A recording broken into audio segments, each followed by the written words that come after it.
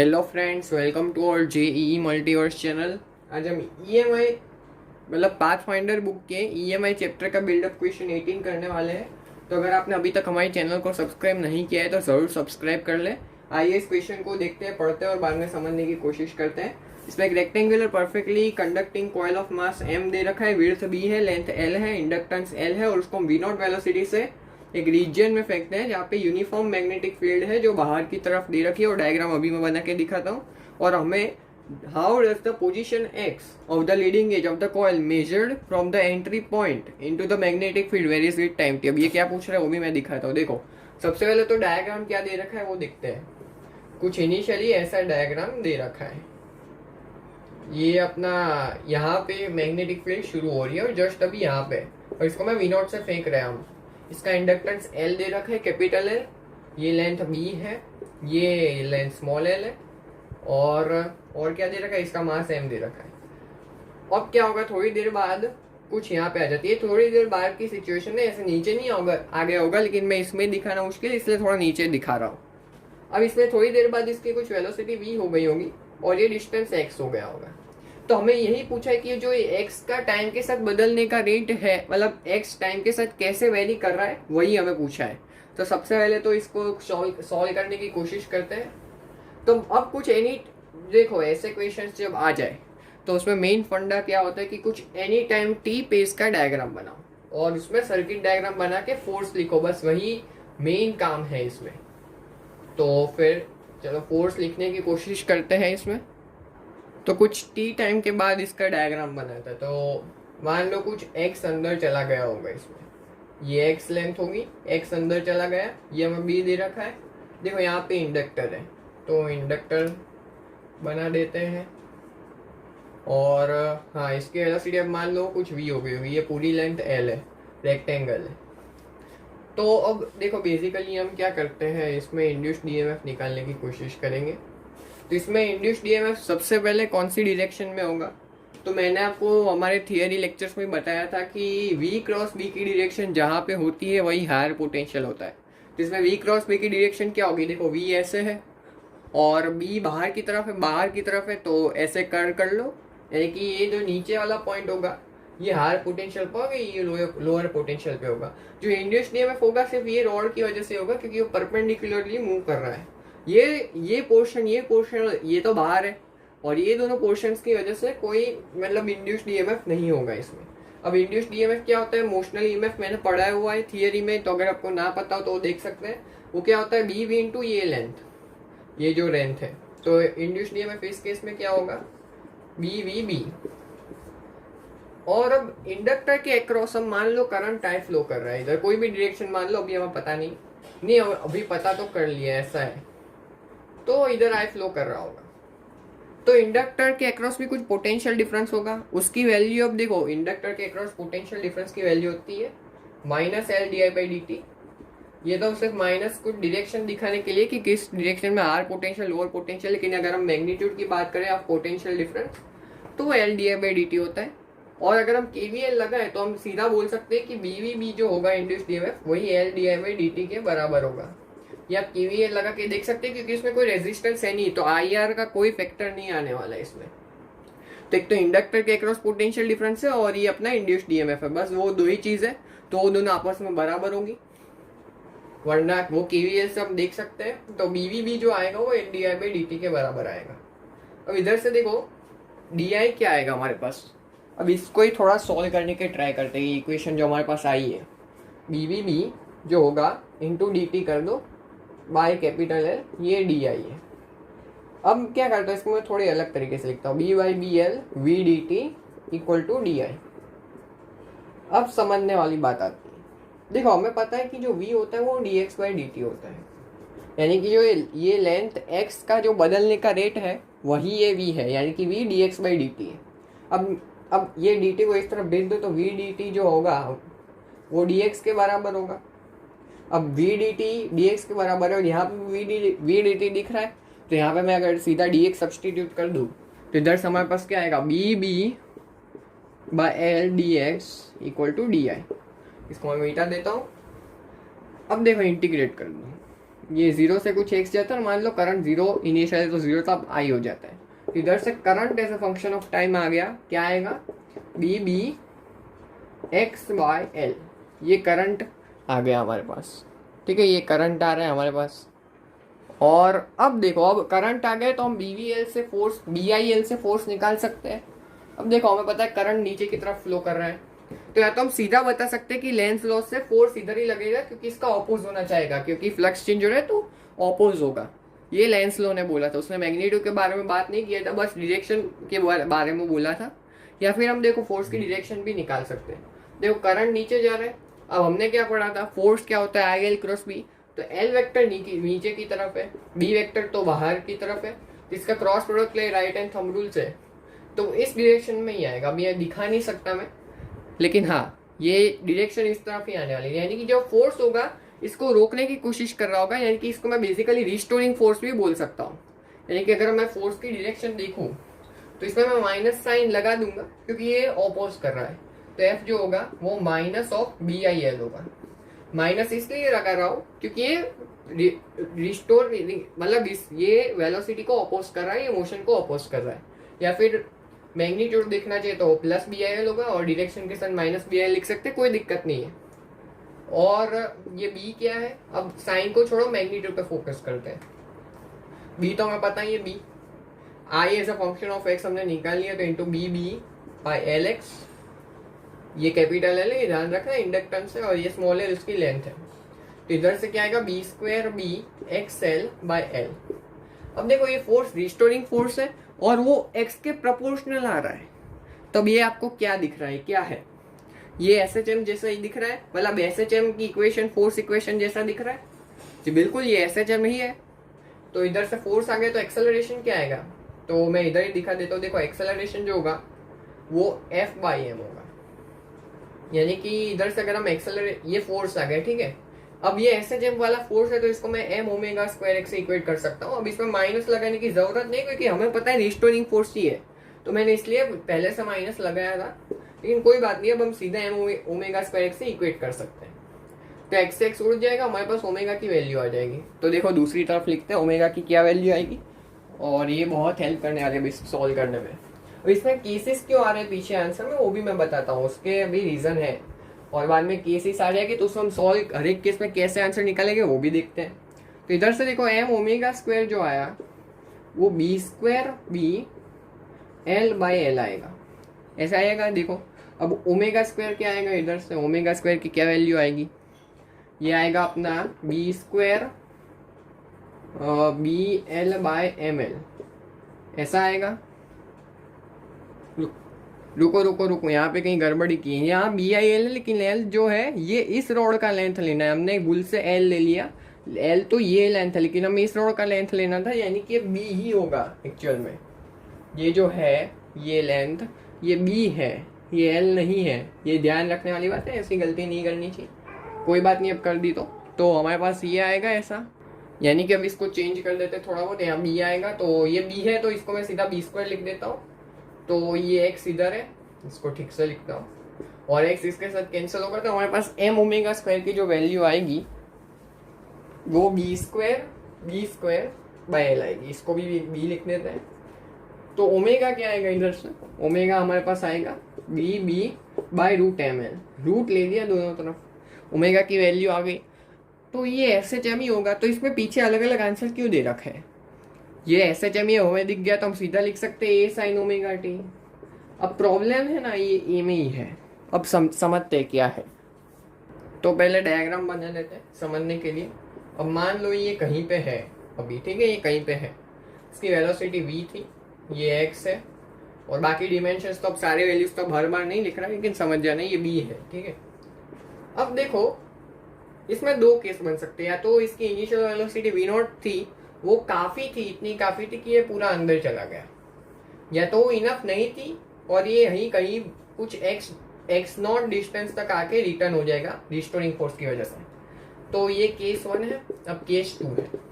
अब केस 1 में क्या होगा, मान लो अब ये अंदर आ गया पूरा, और इसके बाद मान लो अभी कुछ वेलोसिटी v डैश बची है, तो इसमें अब क्या एस एच एम रहेगा, ये SHM नहीं रहेगा। क्यों नहीं रहेगा? क्योंकि अब इसमें देखो फ्लक्स जो हो गया, अब इसका एरिया देखो कांस्टेंट एरिया, तो कांस्टेंट जो अंदर रीजन में जो एरिया है वो तो कांस्टेंट है, तो अब इसमें कोई फ्लक्स चेंज नहीं आएगा इसमें।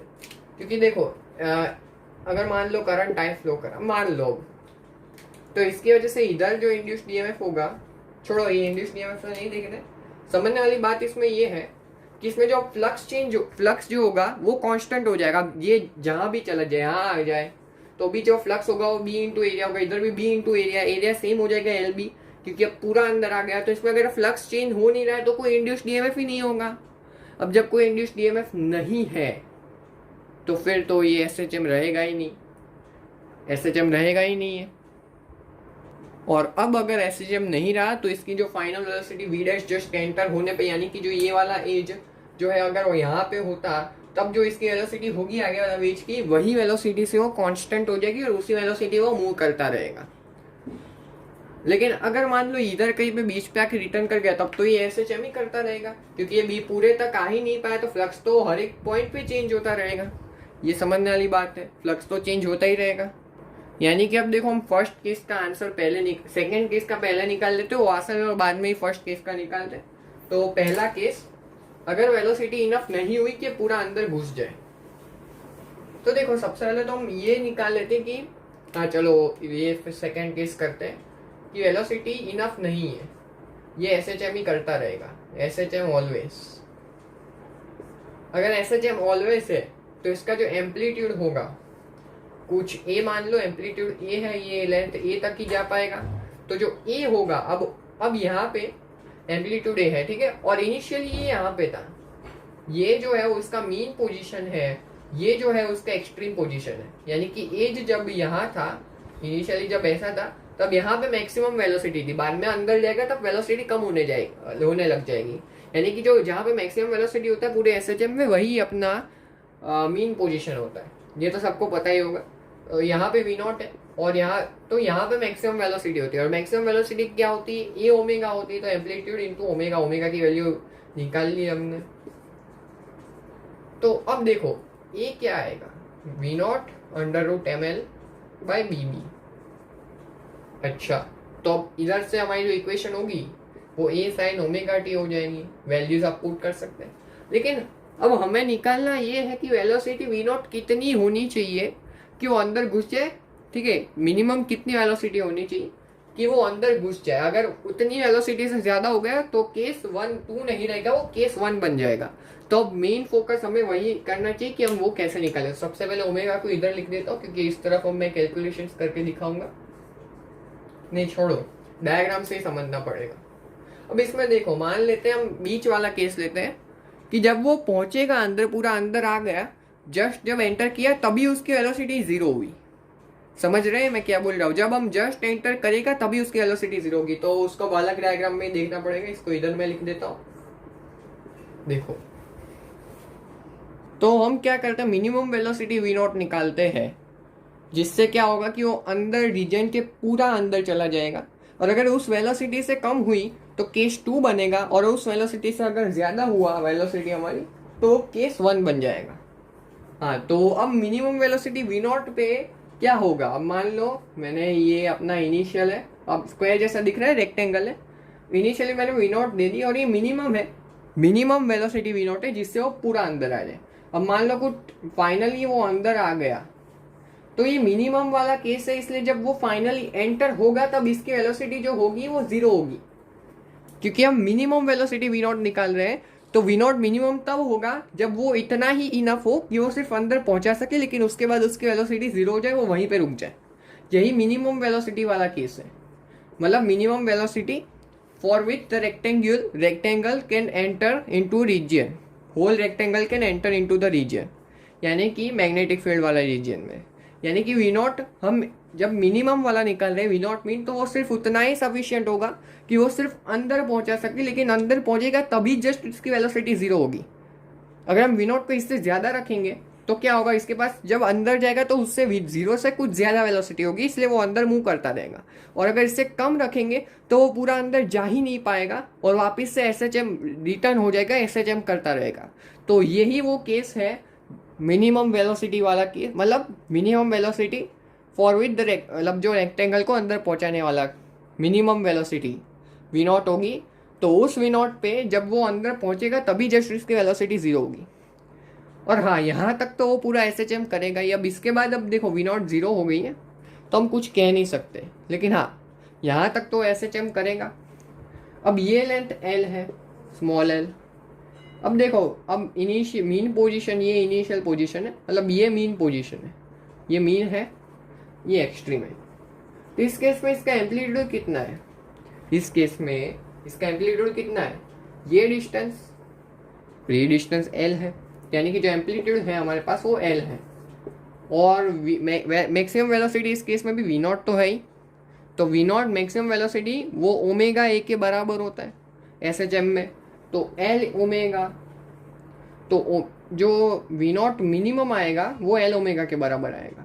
तो इतनी वेलोसिटी तो हमें मिनिमम टू मिनिमम देनी पड़ेगी अगर हमें ये जो रेक्टेंगल है उसको रीजन के अंदर पहुंचाना है। ये ध्यान से समझो, इसलिए मैं बार बार बोल रहा हूँ ऐसा हम क्यों कर रहे हैं। मिनिमम वेलोसिटी एल ओमेगा कैसे आए? क्योंकि हम इसको जब मिनिमम वेलोसिटी वाला केस दिख रहे हैं इसको अंदर पहुंचाने के लिए, तो जब वो अंदर पहुंचेगा तब उसके पास वेलोसिटी जीरो हो जाएगी। ये मिनिमम वेलोसिटी वी नॉट, जब हम मिनिमम वेलोसिटी वी नॉट से फेंकेंगे तब जो जस्ट पहुंचेगा अंदर, जस्ट पहुंचेगा तो तब वेलोसिटी जीरो होगी। अगर उससे ज़्यादा देंगे तो तब वेलोसिटी जीरो से कुछ ज़्यादा होगी और उसकी वजह से वो अंदर जाता रहेगा। बाद में वो लीनियर मोशन करे, मतलब उसकी वेलोसिटी कांस्टेंट हो जाएगी। और अगर उससे कम हुई तो वो यहाँ एल तक नहीं आ पाएगी, उसके पहले कहीं पे रुक जाएगा और बाद में एसएचएम करता रहेगा। तो ये अपना केस है जिसमें वेलोसिटी मिनिमम रिक्वायर होगी कि हम अंदर पहुंचा सकें। तो अब तक तो आपको समझ में आ ही गया होगा कि मैंने इतनी बार बोला है। तब देखो इधर से वी नॉट मीन निकालो, minimum velocity required for which the rectangle conducting rectangle can enter the region of magnetic field। तो जब वो एंटर करेगा तब उसकी वेलोसिटी जीरो होगी, मतलब जस्ट एंटर करने के बाद पूरा एंटर कर जाएगा तब वेलोसिटी जीरो होगी। यानी कि जो वी नॉट होगा, minimum velocity V naught required, वो एल ओमेगा के बराबर आएगा। क्योंकि उस केस में भी वी नॉट अपने आप में खुद में मैक्सिमम वेलोसिटी है पूरे मोशन के दौरान। मैं ये नहीं बोल रहा हूँ कि मैक्सिमम वेलोसिटी है, मैं मतलब वो उसके मोशन अब एस एच एम कर रहा है तो मीन पोजीशन की वेलोसिटी है वी नॉट, और उस केस में उसका एम्पलीट्यूड तो एल है, यानी कि जो वी नॉट होगा वो एल ओमेगा के बराबर होगा। ये मिनिमम वाले केस में एम्पलीट्यूड एल होगा, यानी कि जो मीन पोजीशन की वेलोसिटी होगी वो एम्पलीट्यूड इंटू ओमेगा होते हैं, तो we naught mean L omega हो गया। तो पूरी कहानी अब ठीक से हमने समझ ली।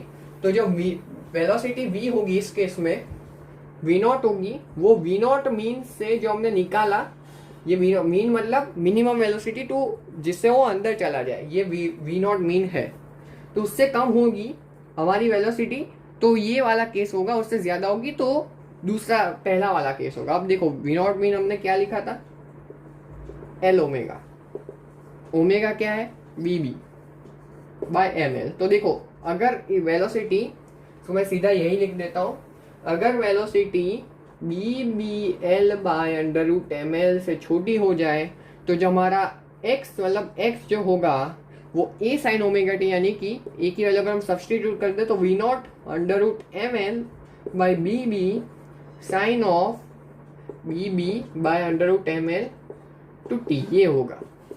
तो अब समझ में आया क्यों केस बन रहे हैं। मैंने बहुत डिटेल में समझाया है, बहुत बार बोल के मैंने समझाया है। और एक बार बोल देता हूँ, जो ये वाली वेलोसिटी है उस वाले वेलोसिटी के केस में क्या हुआ होगा कि वो रेक्टेंगल है जब पूरा एंटर कर गया होगा तभी उसकी वेलोसिटी जीरो हुई होगी, यानी कि वो वहीं पे रुक जाएगा। ठीक है, अब हम फर्स्ट केस पे सॉल्व करते हैं, जब वी नॉट इससे ज़्यादा होगी। ठीक है, तो अब फर्स्ट केस में बात करते हैं जिसमें वी नॉट जो है वो B B L by under root M L से ज़्यादा होगा। तो मैंने अभी समझा ये हमने कैसे लाया था, तो तब आपको समझ में आ गया हो, मैंने बार बोला था। अब देखो वी नॉट आ गया हमारे पास, इससे ज़्यादा होगा तो इसमें क्या होगा, ये पहले एंटर किया, ठीक है, एंटर किया, उसके थोड़ी देर बाद कुछ मान लो यहाँ पे। अब देखो क्या होगा, जब ये पूरा एंटर कर गया होगा तभी उसकी वेलोसिटी जीरो नहीं होगी, कुछ वी डैश हो जाएगी, वी मान लेते, वी डैश क्यों मान रहे, वी मानो, वेलोसिटी वी होगी, जीरो नहीं होगी क्योंकि इससे ज़्यादा है। अगर इससे ज़्यादा है तो ये वेलोसिटी जब होती तब इसकी वेलोसिटी जीरो होगी, होती यहाँ पे, लेकिन इससे ज़्यादा है यानी कि इसकी वेलोसिटी 0 से इस मोमेंट पे 0 से ज्यादा होगा इसी वाले, जब अंदर पहुंचेगा तो v मान लेते हैं। तो जब तक यहाँ पे पहुंचेगा, ठीक है, अंदर पहुंचने से पहले अगर मान लो बीच मोशन बीच में है, इन दोनों के बीच में, ये सिचुएशन ए है, सिचुएशन बी है, तो यार बी के बीच में जब सिचुएशन होगी तब तो वो ऐसे चेम ही कर रहा होगा, क्योंकि करंट जो है वो जिस वेरिएशन जो होगा एक्स के प्रोपोर्शनल लिया गया, फोर्स का वेरिएशन, रिस्टोरिंग फोर्स का वेरिएशन भी एक्स के प्रोपोर्शनल लिया था, वो हमने बेस से स्टार्टिंग में निकाला था, वैसा ही वेरिएशन आएगा जब तक ये अभी आधा एंटर होगा, यानी कि जो पूरा एंटर नहीं हुआ होगा तब। तो तब तक तो हमारे जो एक्स होगा वो तो ए साइन ओमेगा टी से वेरी कर रहा होगा, जो हमने दूसरे केस में निकाला तब तक। लेकिन ये कब तक ऐसा वेरी करेगा, कौन से टाइम टी तक वेरी करेगा, जब ये एल एंटर हो गया होगा, ठीक है। अब मान लो एम्पलीट्यूड कुछ बड़ा है, एल से बड़ा होगा तभी तो ये अंदर घुसेगा, तब इसके पास कुछ वेलोसिटी होगी। अगर एल से छोटा होता तो यही कहीं पे इसके एम्पलीट्यूड, यही एक्सट्रीम पोजीशन होती, तो यहाँ पे रुक गया होता, बीच में रुक गया होता, तो फिर वापस रिस्ट्रिंग फोर्स की वजह से चला गया होता और हमारा सेकंड केस होता। तो अभी एक्सट्रीम पोजीशन कुछ यहाँ पे होती, अगर वो पूरा एसएचएम करता तो यहाँ पे वो रुक जाता, लेकिन यहाँ से एसएचएम बंद हो गया। लेकिन यहाँ तक तो एसएचएम किया है, इस मोमेंट तक, तो इस मोमेंट तक एसएचएम किया, तो इसके मान लो वेलोसिटी v हो गई है। अब इसका मीन पोजीशन से जो डिस्टेंस है, अब ये वाली जो था ये मीन पोजीशन है इसकी, तो यहाँ से जो डिस्टेंस है वो l है, क्योंकि ये वाली जो एज है आगे वाली ये सी ए, और यहाँ पे भी सी ए मान लो, ठीक है। तो पहले यहाँ पे थी मीन पोजीशन, अब कुछ एल आगे आ गई, मतलब पूरा एंटर किया, जस्ट एंटर किया तो एल आगे आ गई है। तो डिस्टेंस फ्रॉम मीन पोजीशन जो है इसका वो क्या है, वो मतलब ये कैपिटल एल नहीं स्मॉल एल है, कैपिटल एल तो इंडक्टेंस दे रखा था, तो ये कैपिटल एल आगे आ गया है, ठीक है। और इसको अब ए साइन ओमेगा टी के बराबर करेंगे, क्योंकि यहाँ तक तो एसएचएम करेगा ही, तो इधर से जो टी आएगा, ठीक है, टी क्या आएगा, देखो साइन, रुको स्टेप बाय स्टेप ही निकालते, डायरेक्ट नहीं करते, इसको भूल जाओ। देखो साइन ओमेगा टी क्या आएगा, एल बाई, तो ओमेगा टी क्या आएगा, sine inverse L by, time क्या आया 1 by omega sine inverse L by A, यानी कि ये टाइम तक तो वो एसएचएम ही करने वाला है, यानी कि ये टाइम तक इसका जो एक्स का डिस्प्ले, एक्स का फंक्शन होगा वो यही रहेगा। और अगर इससे ज्यादा टाइम हो गया उसके बाद जो एक्स का फंक्शन होगा वो वी टी हो जाएगा। समझ में आ रहा है? अच्छा, यानी कि अब हम टाइम निकालते हैं पहले तो, कि इस टाइम तक तो अब ओमेगा ये सबके वैल्यूज पता है, तो आप टाइम निकाल सकते हैं। ये आंसर में जो केसेस में दिया है उसमें से ही आ जाएगा कि पहला केस तो उसमें आंसर में क्या दिया कि x equal to A sine omega T, अब उसकी वैल्यूज पुट कर देंगे तो आ जाएगा। कोई बात नहीं, मैं भी बाद में फाइनली पुट करके दिखाऊंगा अभी। तो अब जब इससे ज़्यादा हो जाएगा तब जो x होगी वो वी टी होगी। अब क्वेश्चन ये कि हम v कैसे निकालें, वेलोसिटी कैसे निकाले। हाँ, तो इसको कैसे निकालेंगे, तो देखो सबसे पहली बात कि एस एच एम यहाँ तक तो एस एच एम कर रहा था, यानी कि हमें एक रिलेशन पता है, वेलोसिटी जो होती है ये omega under root A square minus distance from mean position का स्क्वायर, तो अब ये distance from mean position L square है। देखो ये सब फॉर्मूले एस एच एम के, और हमारे पास अगर मोशन एस एच एम आ रहा है तो आपको एस एच एम के बारे में पता होगा, तभी आप इसको ठीक से समझ पाएंगे, वरना एस एच एम पढ़ने के बाद ही इसको आप अच्छे से समझ पाएंगे। अब इसको मैं मिटा देता हूँ, अब इस डायग्राम का कुछ खास काम रहा नहीं, अगर कुछ काम होगा तो वापिस मैं बना दूंगा। यानी कि अगर टाइम ग्रेट, इसको टी नॉट मान ले, अगर time greater than T not है, ठीक है, अगर time greater than T not है तो जो एक्स होगा वो ए साइन ओमेगा टी होगा, और अगर टाइम नहीं, उल्टा बोल रहा हूँ, time less than T not होगा तब जो एक्स पोजीशन है वो ए साइन ओमेगा टी होगा, और अगर time greater than T not होगा तो जो एक्स होगा वो वी टी हो जाएगा, ठीक है। अब देखो, अब हमें ए की वैल्यू पता है, ओमेगा की वैल्यू पता है, इधर से देखो वेलोसिटी आ जाएगी, ए ओमेगा एल सब पता है, तो हम निकालते हैं और इसको आंसर में दिखाते हैं, ठीक है। तो अब तो सिर्फ कैलकुलेशन बची है, तो ये सबको क्लियर करके नए मतलब पूरे क्लियर बोर्ड पे ही कैलकुलेट करते हैं पूरा, और बाद में आंसर लिखते हैं। तो देखो मैंने सारी वैल्यूज लिख दी। ओमेगा की वैल्यू, हाँ ये शायद ए की वैल्यू मैं बताना भूल गया। तो देखो जब वो पहले स्टार्ट कुछ टी नॉट टाइम तक वो एस एच एम कर रहा था फर्स्ट केस में, तो टी नॉट टाइम तक तो एस एच एम करेगा, तो उसका जब देखो उसमें मीन पोजीशन पे वेलोसिटी उसकी वी नॉट थी, क्योंकि उसके बाद तो उसकी वेलोसिटी कम होने लग जाएगी जैसे ही एंटर करेगा। तो तो मीन पोजीशन की वेलोसिटी को हम एम्पलीट्यूड इंटू ओमेगा लिख सकते हैं। तो we naught equal to A into omega, इधर से जो ए आएगा वो वी नॉट बाय ओमेगा आएगा, और ओमेगा की वैल्यू पता है B B under root M L. तो इसको मैं लिख देता हूँ V naught by B B by root M L है। ये रूट बाय जो ये एम एल वाला है तो ऊपर चला जाएगा, तो ये ऐसा आ जाएगा। तो इधर से ये एम्पलीट्यूड हमारा आ गया। अब हम क्या करते हैं, टी नॉट निकालते हैं। और देखो सबसे पहले हम टी नॉट निकाल देते हैं। तो हमारे पास क्या आएगा, देखो टी नॉट आएगा वो 1 बाय ओमेगा। अब ओमेगा के वैल्यू पुट कर दो under root M L by B B, ठीक है, under root M L by B B sine inverse L by A. तो एल तो गिवन ही है, sine inverse L by amplitude की वैल्यू रख देते हैं by V naught under root M L, ये कैपिटल एल है, और बी बी ऊपर चला जाएगा। तो देखो ये टी नॉट की वैल्यू है, टी नॉट की वैल्यू हमने सक्सेसफुली निकाल ली। और वी की वैल्यू हम निकाल लेते हैं अब यहाँ से। देखो वी की वैल्यू हम निकाल लेते हैं, वी क्या आएगा, ये यहाँ अब सीधा इसमें पुट कर देते हैं क्योंकि आंसर में रूट के टर्म्स में पूरा दे रखा है। तो under root of A square omega square, तो we naught square M L by B square into omega square, तो B square by M L minus omega square क्या आएगा, B square by M L into small L का square. तो यहाँ से कुछ terms कटती हुई दिख रही, देखो क्या क्या कट गया। हाँ तो ये सब कट गया, अगर अकेला वी नॉट बचा इस तरफ तो अंडर रूट वी नॉट का square minus B square L square by M L. तो टी और वी की वैल्यू निकाल दी हमने, ठीक है। अब देखो हमने क्या किया था पहले, सब अब पूरा आंसर को एक साथ लिखते हैं। सबसे पहले हम सेकेंड केस का लिखते हैं।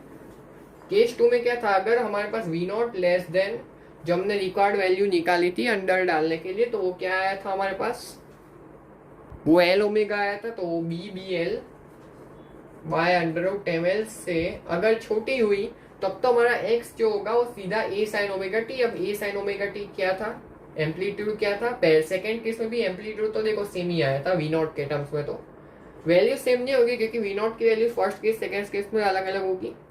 पहले केस में इससे कम होगी, सेकेंड केस में उससे ज्यादा होगी, लेकिन उसके टर्म्स में देखो क्या आएगा हमारे पास, amplitude we naught maximum velocity by omega होगा, यानी कि मीन पोजीशन की वेलोसिटी बाय ओमेगा। तो वी नॉट बाय ओमेगा, ये एम्पलीट्यूड तो वी नॉट बाय ओमेगा होगा, यानी कि वो हमारे पास v naught under root M L, ये एम है, v naught under root M L by B B आया था, और साइन ओमेगा टी। और ये हर एक पूरे अपने किसी भी टाइम पे हम देखें तो एस एच एम ही कर रहा होगा सेकेंड केस में। और साइन ओमेगा क्या था हमारा, B B by root M L into time, यही था। तो अगर वी नॉट लेस देन ये, अगर वी नॉट लेस देन ये हो जाए तब जो हमारा डिस्प्लेसमेंट का फंक्शन होगा ये होगा। और अगर वी नॉट ग्रेटर देन हो जाए तो इसमें दो केस आएगा। अगर पहला तो x इक्वल टू यही फंक्शन आ जाएगा, देखो V naught under root A sine omega T, amplitude we naught under root M L by B B sine B B by root M L T. ये कब तक, T less than T naught तक। और T not की value हमने निकाल ली है तो इसको यहाँ पे रख देना, आंसर में सीधी इसकी वैल्यू ही दे रखी है, मतलब ये जो वी नॉट हमने निकाला वही दे रखा है, ध्यान से देखे तो। हाँ, और 0 से तो बड़ा ही होता है टाइम, तो 0 से टी नॉट तक। और अगर t greater than T not है तो x जो होगा वी टी के बराबर होगा, यानी कि इसका वैल्यू पुट कर दो तो under root V naught square minus B square L square by M L, ये पूरा इंटू टाइम। अगर ये t greater than T naught, तो देखो एग्जैक्ट हमारा आंसर मैच कर रहा है। अगर आप सारी वैल्यूज रिस्पेक्टिव वैल्यूज को रख दो, अब जगह यहाँ पे नहीं इसलिए मैं नहीं रख रहा, लेकिन अगर आप रख दोगे टी नॉट की वैल्यू तो आपके पास आ जाएगा। हाँ, अब कोई ये कंफ्यूज मत होना ना कि V naught less than B B L by M L फिर भी सेम आ रहा है और उसके बाद भी सेम हो रहा है।